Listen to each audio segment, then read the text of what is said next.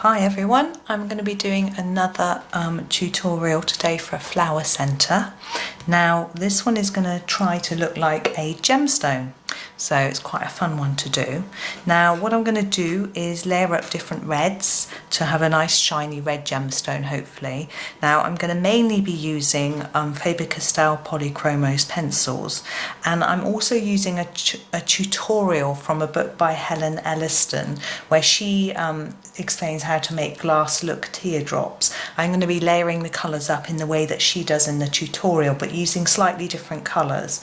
Her book just says add pink, a darker tone, a darker shade, so I'm going to do it with red and layer up the colours slightly differently. So we'll have a go. I'll put a link to the book in the description so you can have a look at it if you want to see, if you want to buy it.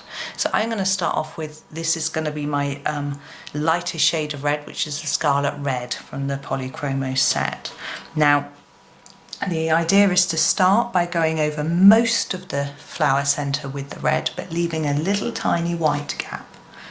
So I've got to decide where I'm going to leave my gap, and I'm going to leave it in the sort of 2 o'clock position of the circle. I don't know why, it's just what I've decided to do. It doesn't really matter. And the rest, I'm going to sort of try and shade it round to that area so it doesn't look unnaturally just a sort of white.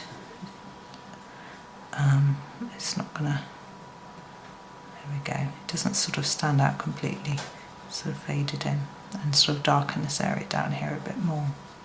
And then when we take our second red, I've just gone a couple of shades up in the box and the tin. I've got the 120, so I've got loads of reds, I'm very lucky. This is the Scarlet red, and the idea is to go over this initial red but not over all of it. So make it fade out towards that white area. So I'm pressing quite hard down here, and as I come up towards the white, I'm just easing the pressure on the pencil and just putting a sort of lighter layer on just to give that faded look.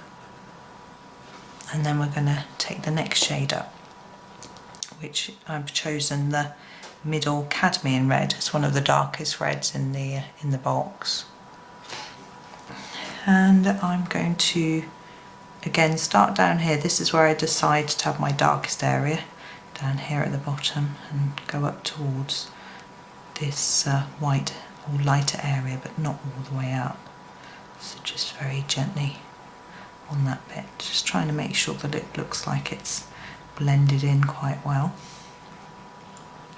Okay, now the next colour I've picked is the red violet. Now this is, there we go, this is quite a dark one, as you can see.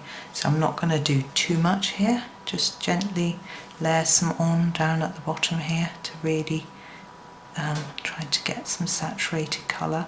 Now this paper that I'm using, this is a postcard from Johanna Basford's World of Flowers. I've not really experimented too much with these. I'm not sure how many layers of colour it's going to take. It seems to be standing up to it quite well at the minute. So there's this darker layer. Now, and the next instruction is for some black. Here's my little weeny black. It's getting quite short, and I don't want to put too much black on, but I'm just going to put a little bit down at the bottom here where we had this deep colour, and I'm just going to try and really gently put it on so it's not too obvious and fade it in. And what I'm going to do is go back to this red violet, go over the top of the black just to blend it in. Now depending on the brand of pencils you're using, you might need to do different amounts of layers of colour.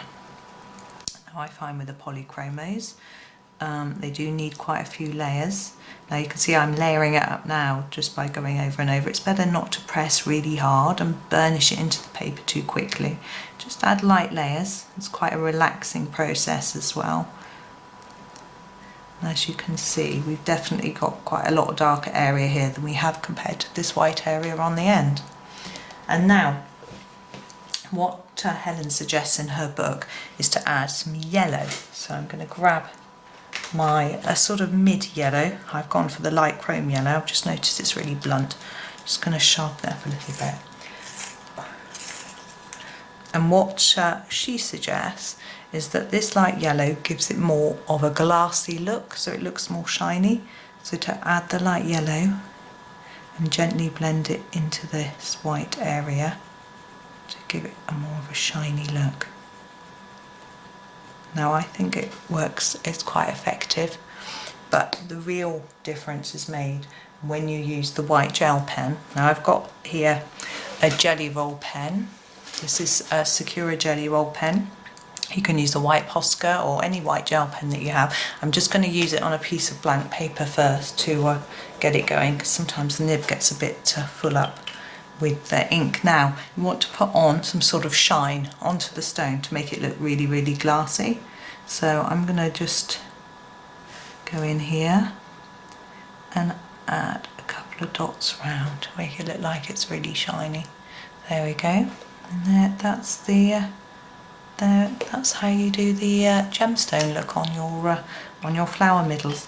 It's quite fun to keep trying different colours, layering them up more or less, and things like that. And you can have lots of fun with it. There's loads of tips in the book that I've got here. So as I say, I'll add the link in and you can have a look at it yourself and see what you think. Lovely. Thank you.